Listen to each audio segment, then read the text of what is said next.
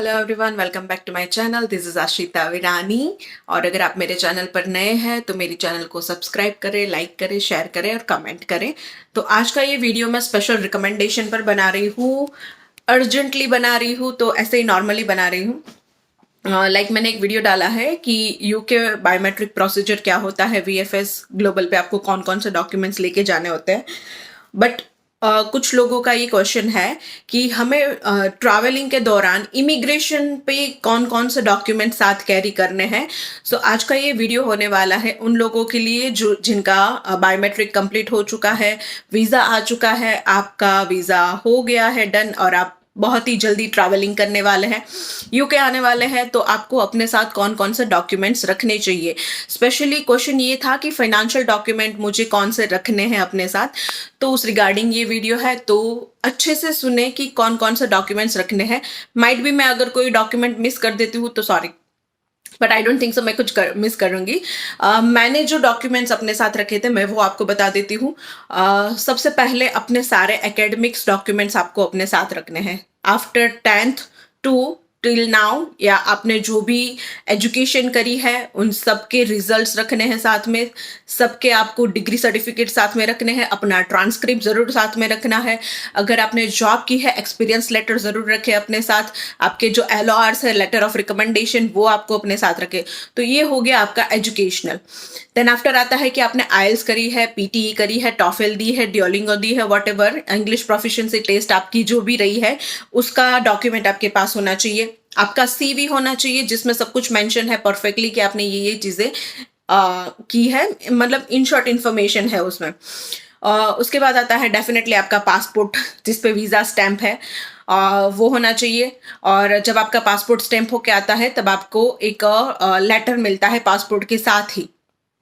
उसे visa letter भी कहते हैं, ऑफिशियल डॉक्यूमेंट होता है वो आपको कंपलसरी अपने पास ही रखना है। उसके अंदर आपको अपना BRP कहाँ से कलेक्ट करना है उसका एड्रेस उसमें मेंशन होता है, सो वो भी साथ में रखना है। और उसके बाद बात करते हैं मेनली जिनको क्वेश्चन है कि फाइनेंशियल डॉक्यूमेंट्स क्या होने चाहिए, राइट। तो फर्स्ट थिंग कि आपने अगर अपने बैंक में फंड्स दिखाए हैं 28 डेज ओल्ड, तो आपका बैंक स्टेटमेंट जिस दिन आप ट्रैवलिंग कर रहे हो उस दिन तक का आपके साथ होना चाहिए, हार्ड कॉपी में होना चाहिए। और मैं ये सजेस्ट करूंगी कि अपने अकाउंट से एक भी रुपया बाहर ना निकाले जब तक आप यूके इमिग्रेशन क्लियर करके यूके के अंदर एंटर हो जाते हैं, अपना सब कुछ सॉर्ट आउट कर लेते हैं, उसके बाद करें। क्योंकि इस चीज से दिक्कत हो सकती है, क्योंकि कई सारे लोग ये सोचते हैं कि वीजा आ गया दैट्स इट, बात खत्म, हमें फंड्स रखने की कोई जरूरत नहीं है। नहीं, ऐसा नहीं होता। आपको वो फंड्स अपने अकाउंट में रखने हैं जब तक आप यूके में एंटर नहीं हो जाते। एंटर का मीन्स आपका वीजा आना नहीं होता, इमिग्रेशन क्लियर होना होता है। सो फंड्स कंपलसरी रखें। दूसरा ऑप्शन ये होता है कि जिन्होंने 28 डेज पुराने फंड्स नहीं दिखाए तो उनका क्या होगा, तो उनका बैंक लोन सैंक्शन लेटर होता है।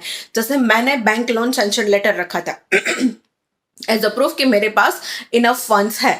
तो अगर आप वो लेके जा रहे हैं, बैंक आपके पास बैंक लोन है, तो सैंक्शन लेटर अपने साथ रखें। आपसे मांगे तो ही दिखाना है, सामने से कुछ नहीं दिखाना है।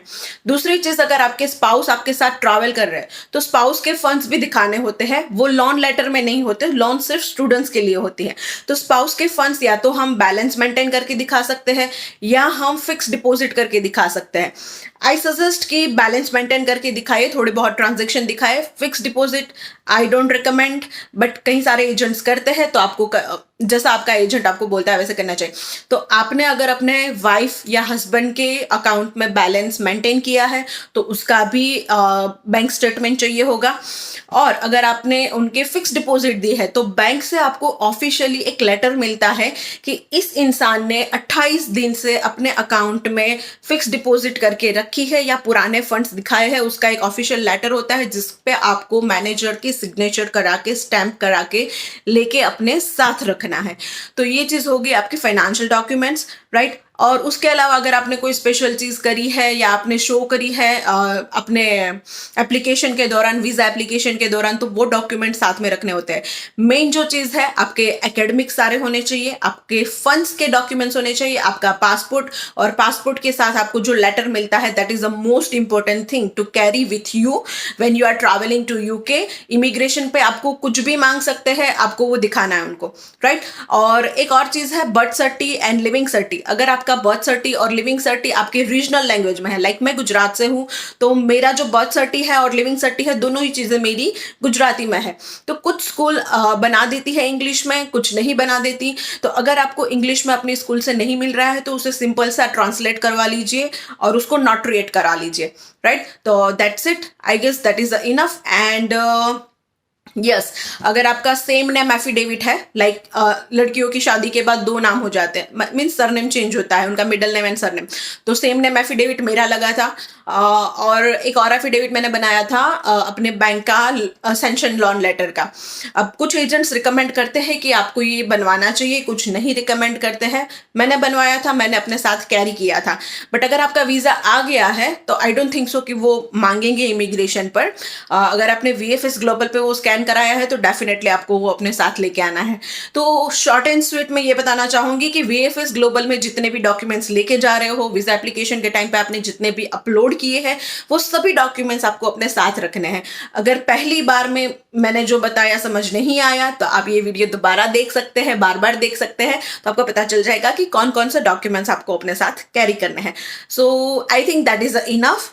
एंड अगर और कोई इन्फॉर्मेशन चाहिए, लाइक ये वीडियो मैंने रिकमेंडेशन पे बनाया है, तो उसी तरह से अगर आपको कोई और चीज़ जाननी है तो मैं डेफिनेटली उसके बारे में भी वीडियो बनाऊंगी। और मैं स्वांसी में रहती हूँ, यूके में। तो कोई बच्चा अगर स्वांसी आ रहा है, मैं university of Wales Trinity Saint David में पढ़ती हूँ, तो कोई university of Wales Trinity Saint David आ रहा है, उसके बारे में कोई इन्फॉर्मेशन चाहिए, तो डेफिनेटली मुझे कमेंट करे, मुझे इंस्टाग्राम पे DM कर सकते हैं। मेरी आईडी है ashita_virani। आप सिंपली आशिता विरानी सर्च करेंगे तो भी मिल जाएगी। तो आप मुझे DM से भी पूछ सकते हैं, कमेंट में भी पूछ सकते हैं। बट प्लीज़ मेरे वीडियो को लाइक ज़रूर करिएगा। अगर इन्फॉर्मेशन अच्छी लगी, चैनल को सब्सक्राइब करिएगा, शेयर करिएगा उन लोगों के साथ जो फ्यूचर में यूके आने वाले हैं और जिनको कन्फ्यूजन है कि भाई हमें इमिग्रेशन के टाइम पर कौन से डॉक्यूमेंट साथ कैरी करने हैं।